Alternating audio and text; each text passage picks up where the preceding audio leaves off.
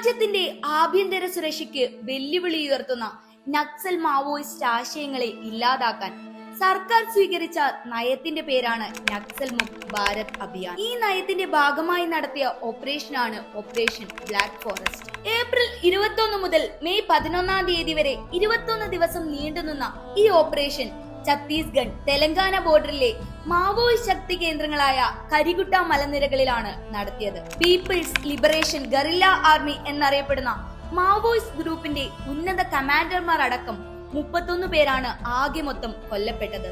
1967 west ബംഗാളിലെ നക്സൽ ബാരി മൂവ്മെന്റിന്റെ ഭാഗമായി ഉത്ഭവിച്ചതാണ് ലെഫ്റ്റ് വിംഗ് എക്സ്ട്രീമിസം.